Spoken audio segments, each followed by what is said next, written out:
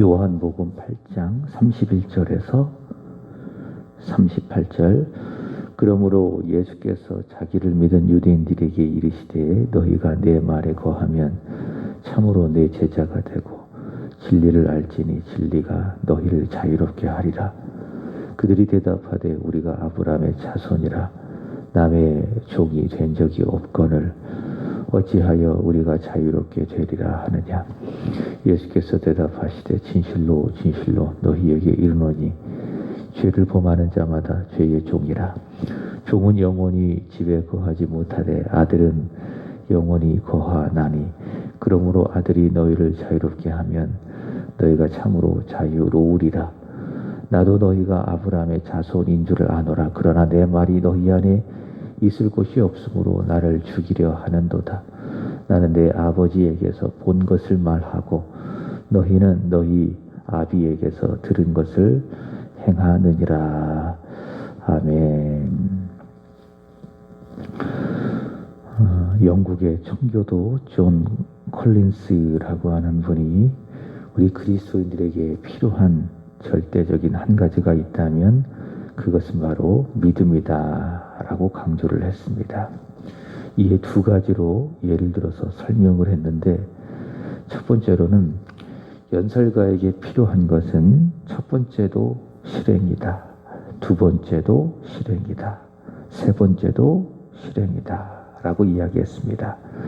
두 번째로는 전쟁을 앞둔 군인에게 필요한 것은 첫 번째도 전쟁 물자, 두 번째도 전쟁 물자, 세 번째도 전쟁 물자, 그렇게 이야기했습니다.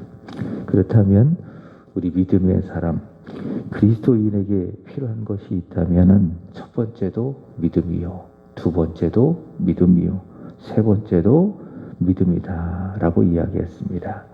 그렇습니다. 우리에게 지금 필요한 것은 단 하나, 세상을 이기는 믿음, 그 믿음이 필요한 것입니다.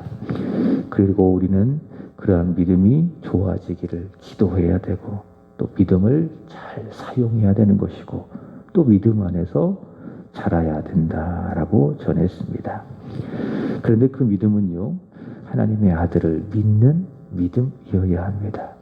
그러니까 예수가 빠진 믿음은 믿음이 아니라 신념입니다. 신념은 절대로 사람을 구원할 수 없습니다. 그리스도인에게 필요한 것이 될 수가 없습니다. 우리의 믿음은 반드시 하나님의 아들을 믿는 믿음이어야 한다.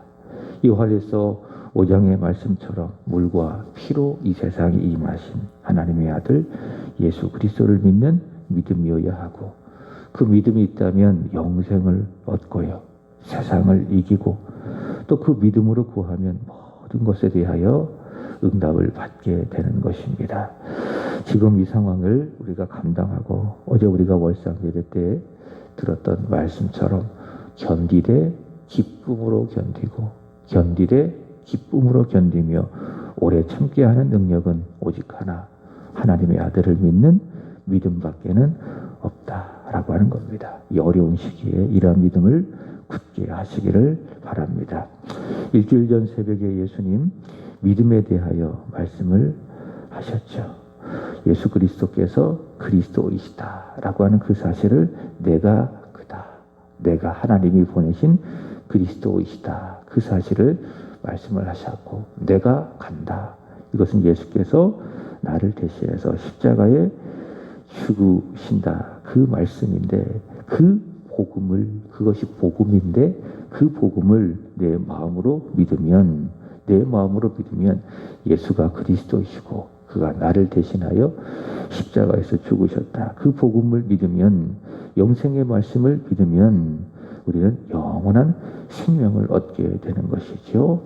이 예수님의 말씀을 전했을 때에 많은 사람들이 예수님의 말씀을 믿었다라고 이야기하는데, 오늘의 말씀은 그 예수님의 말씀을 믿은 유대인들과 나누시는 대화. 근데 이 대화의 내용은 논쟁적인 성격을 가지고 있는 대화이다라는 겁니다. 그러니까 몰라서 믿기 위해서 묻고 대답하는 그런 의미에서의 대화가 아니라 예수님의 말씀을 믿지 못하는, 온전히 신뢰하지 못하는 상태 속에서 묻고 따지는 내용의 성격의 대화이다라고 하는 것입니다.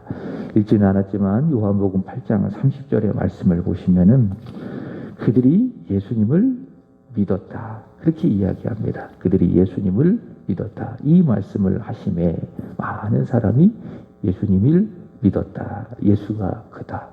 예수가 십자가에서 죽으신다. 이 말씀을 하시자 많은 사람들이 믿었다라는 것입니다.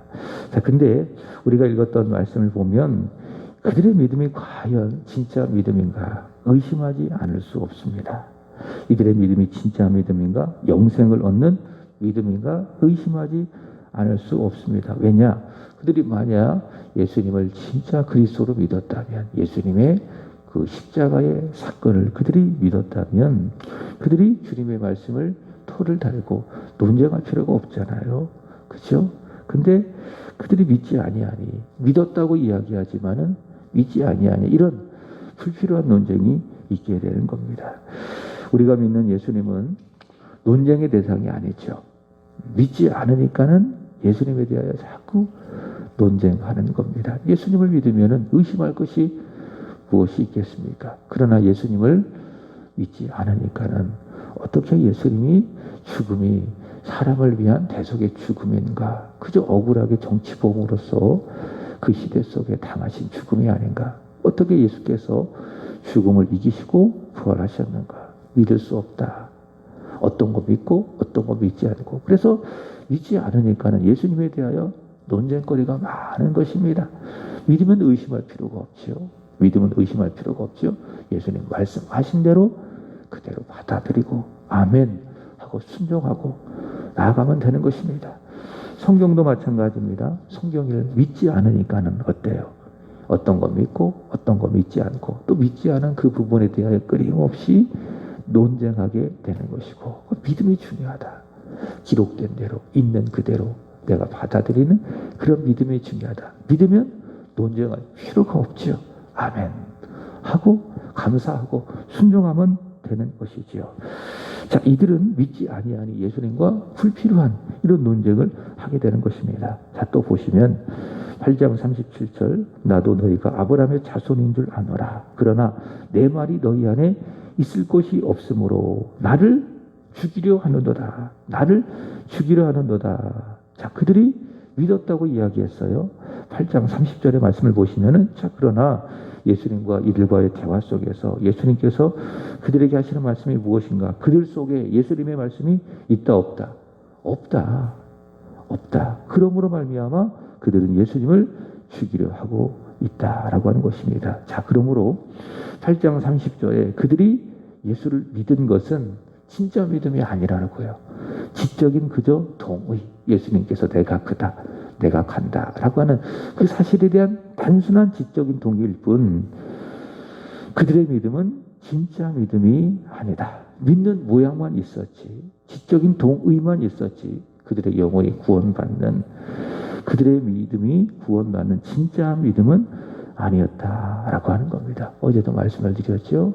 내 믿음이 진짜인가 가짜인가 늘 확인해 보아야 한다라는 겁니다. 건강한 의심입니다. 자꾸 반복해도 무리가 없는 건강한 의심.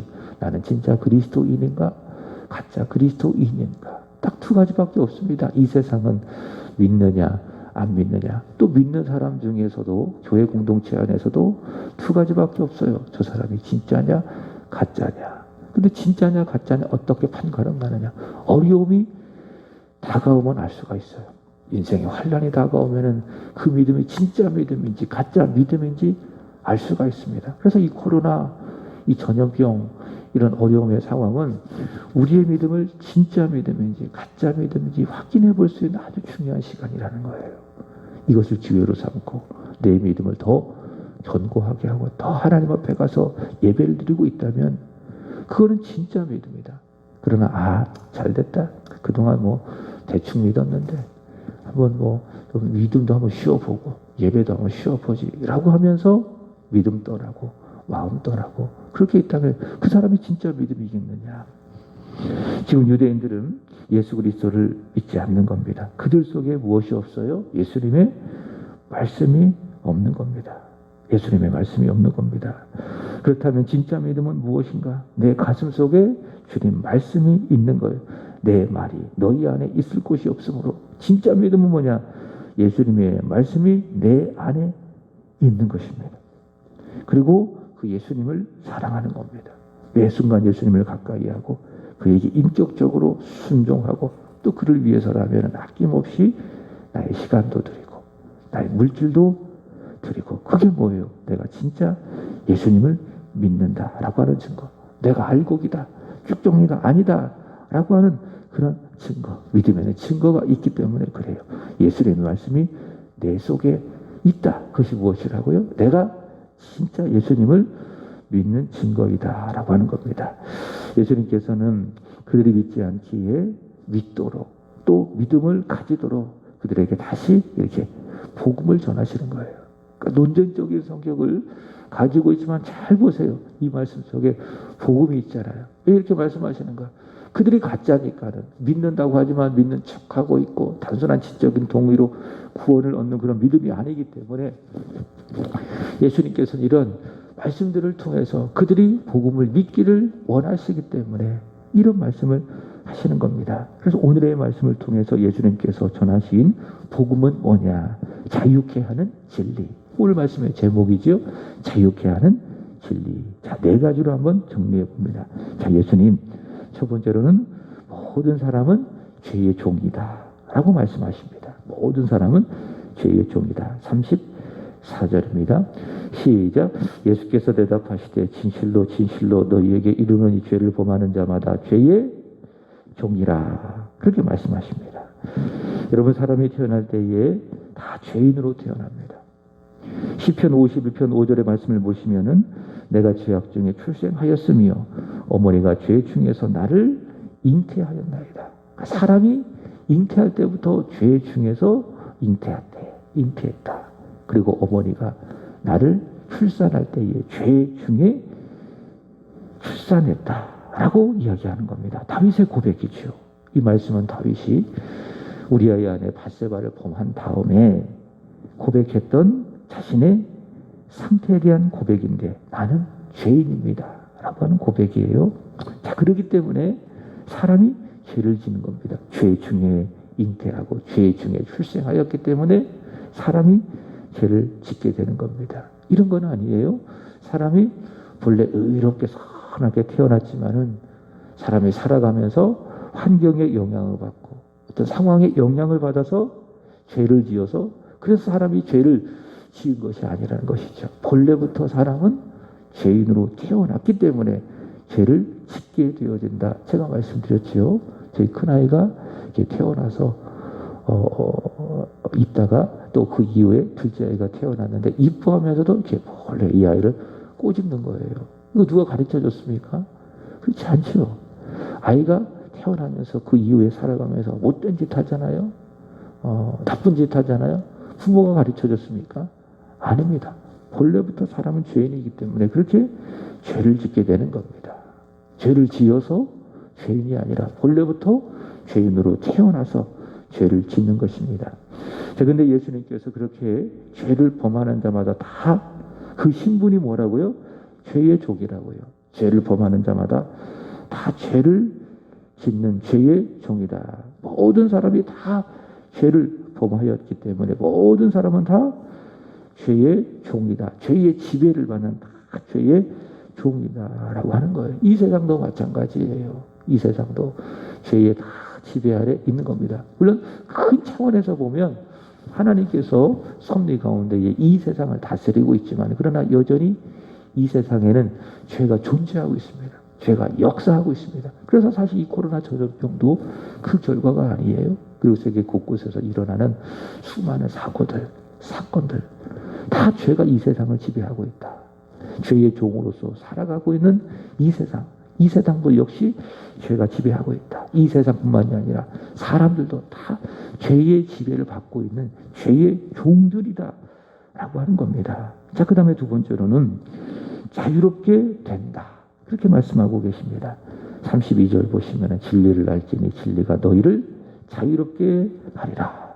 36절 그러므로 아들이 너희를 자유롭게 하면 너희가 참으로 자유로우리라. 자, 죄의 종이기 때문에 종은 뭐예요? 자유가 없잖아요. 지배를 받고 있는 처지이기 때문에 자유가 없잖아요. 그죠? 자유가 없는 종이 자유롭게 되는 걸 뭐라고 이야기해요? 그걸 구원이라고 이야기하는 거예요. 그러니까 이 세상이 죄의 지배 아래에 있기 때문에 이 세상이 자유롭게 되는 것을 성경은 구원이라고 이야기하는 거예요. 사람이 태어나서 죄를 지음으로 말미암아 또 죄의 종으로 확인이 되기 때문에, 그죠? 죄의 지배를 받고 있는데 그 죄로부터 해방되는 것을 뭐라고 이야기하는가 하면 그것을 구원이라고 이야기하는 거예요. 구원이라고 이야기하는 겁니다. 조금 더 구체적으로 말한다면은 사람이 죄로부터 완전히 해방이 되어져서 하나님의 지배를 받게 되어지는 것, 그것을 구원이라고 이야기해요. 이 사람의 구원이라고 하는 것은 이 세상에서 이루어질 수 있어요. 이 세상에서 이루어질 수 있습니다. 반드시 이 세상에서 이루어져야 돼요. 사람이 죽으면은 그 구원을 받을 수가 없습니다. 받을 수가 없습니다. 반드시 우리가 이 세상을 살아갈 때에 죄로부터 해방되어지는 자유, 구원을 받아야 돼요. 그러나 이 세상의 구원은, 지금 세상이 죄의 지배 아래에 있는데 이 세상의 구원은 언제 이루어집니까?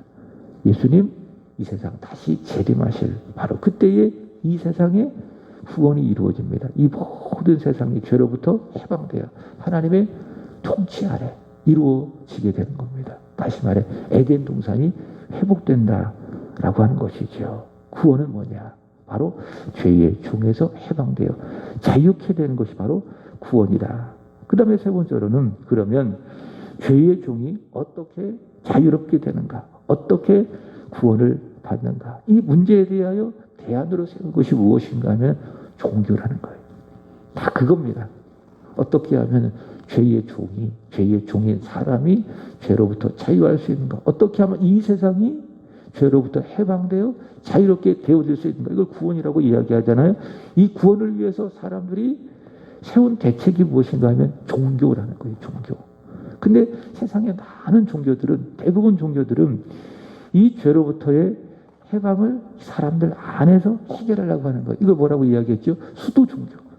사람들이 노력을 하고 공적을 쌓아가고 조건을 갖추고 그러면 사람은 죄로부터 해방된다. 어제 말씀드렸던 것처럼 믿음을 의지하지 않냐고 뭐를 의지하는 거예요? 유대인들처럼 행위를 의지해서 사람이 이 종교를 통해서 죄로부터 해방이 되어야 된다. 자유하게 될 수 있다라고 말하는 게 이 세상에는 모든 종교들입니다. 뭐 불교도 그렇고 이슬람교도 그렇고 세상 종교들이 다 그렇게 이야기하고 있습니다. 그러나 우리 기독교는 이 종교라는 말을 저는 쓰기를 굉장히 꺼려하는데 그러나 이제 특별히 할 말이 없으니까 우리 기독교는요 그렇게 사람이 죄로부터 해방되지 않는다라고 가르칩니다. 어떻게 사람이 해방되느냐?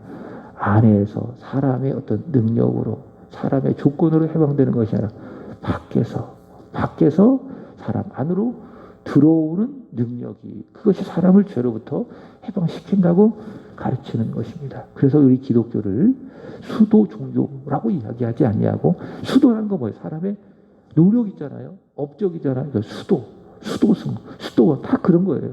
수도원이 다 내 노력으로 내 행함으로 내 의지로 사람이 변화된다. 그게 수도예요. 수도 종교가 그래요. 그러나 기독교는 뭡니까?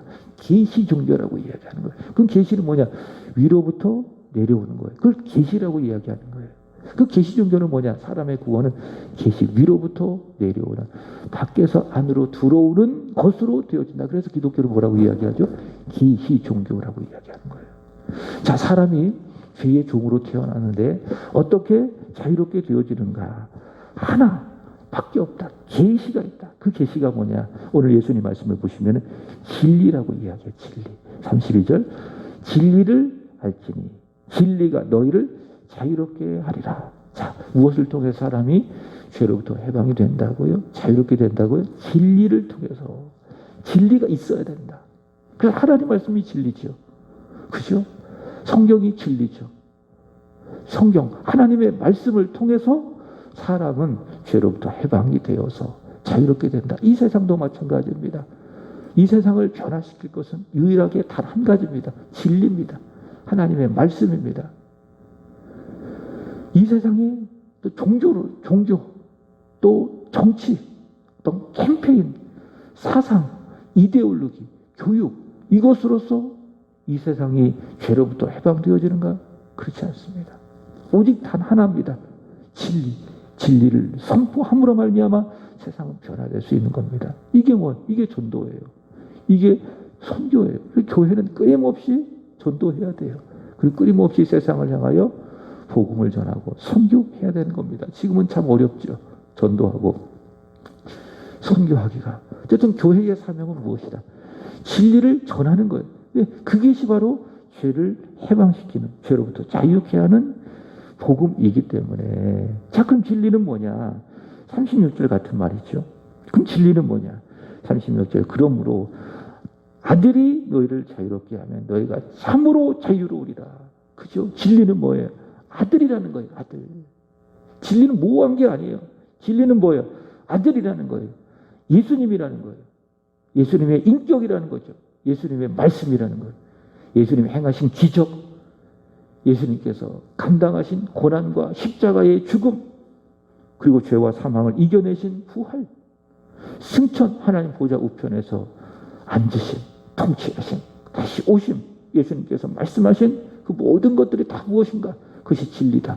예수님 자체가 진리다. 그래서 예수님께서 죄인을 자유롭게 하면 너희가 참으로, 진짜예요, 진짜. 참으로 자유롭게 되어진다. 라고 하는 겁니다.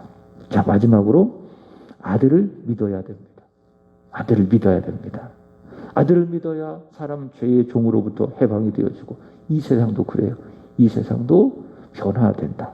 아들밖에는 달리 대안이 없다. 아들을 믿어야 된다라는 겁니다. 자, 그 믿음에 대해 예수님이 말씀하시는 겁니다. 31절 보시면은, 그러므로 예수께서 자기를 믿은 유대인들에게, 이게 믿었다고 이야기하지만 믿는 게 아니라는 거죠. 그죠? 믿지 않았기 때문에 예수님 말씀하시는 거예요.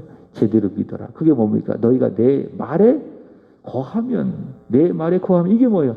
예수님을 믿는 거예요. 예수님의 말씀을 믿는 거예요. 37절의 말씀을 보시면 믿는다라는 것은 예수님의 말을 내 속으로 이렇게 담아두는 거예요. 이게 믿음이에요. 또 믿음의 다른 차원, 예수님의 말씀 안에 거하는 거예요. 예수님을 받아들이는 거예요. 그것이 바로 믿음이다. 그러면 사람이 죄로부터 해방되어지고 자유케 된다라고 하는 겁니다. 예수님의 말씀을 내 안에 있게 하고 예수님의 말씀 안에 거하면, 아들을 믿으면은 사람은 죄의 종으로 되어나 죄의 지배를 받지만은 그 죄로부터 해방되어 자유케 된다. 예수님이 바로 이 말씀을 하고 계시는 것입니다. 말씀을 정리합니다. 하나님의 아들 예수님이 진리입니다. 진리를 믿으면은 죄에서 해방되어지고 자유케 됩니다. 믿으면 무엇입니까? 예수님 말씀이 내 속에 있는 거예요. 내 속에. 그리고 예수님 말씀 안에 거하는 거예요. 나를 다 살펴보는 거예요. 내 속에 예수님의 말씀이 있는가?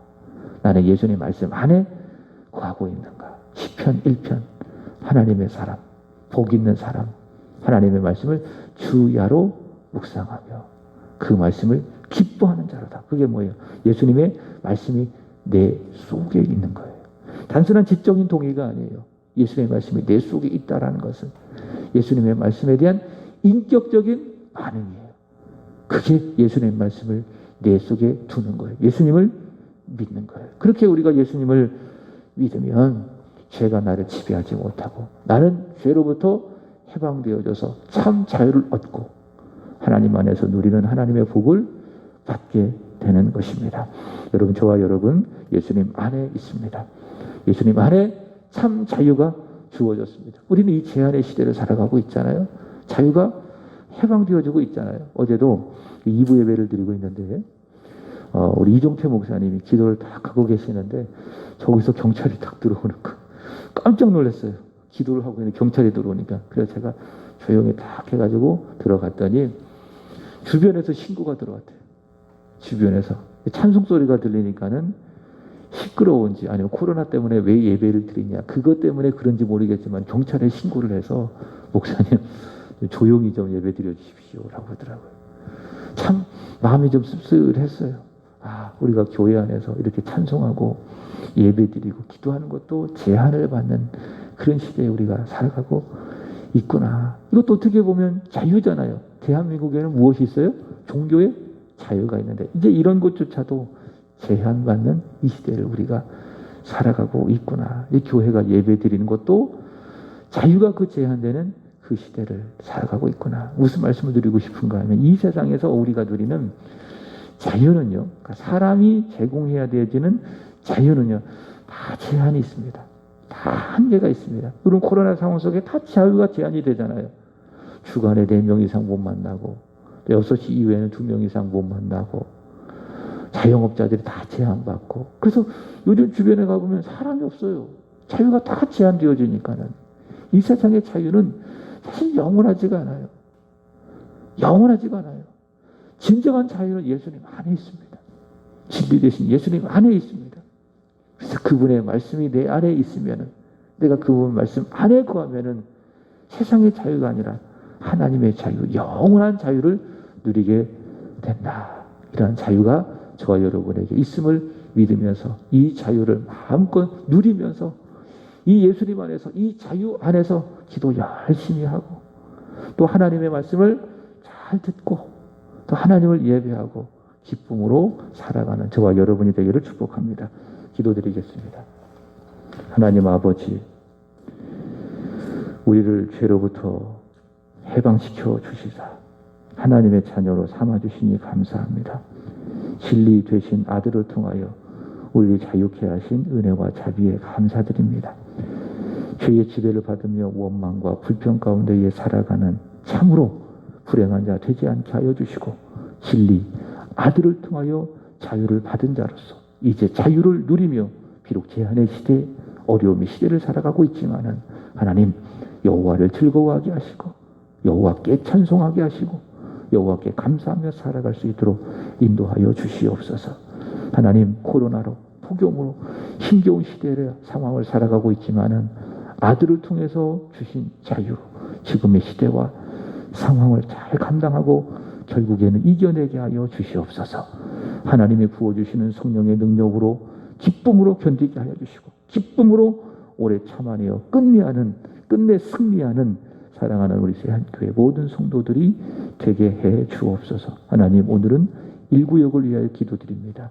이성희 권사님, 남희, 진홍, 본학, 본경, 은솔, 김혜영 권사님, 이소정, 이승수, 이필려 집사님, 서예성, 서예찬, 하나님 1구역에 속한 모든 지체들 하나님의 아들 예수를 믿는 믿음으로 오늘을 살아내게 하여 주시옵소서.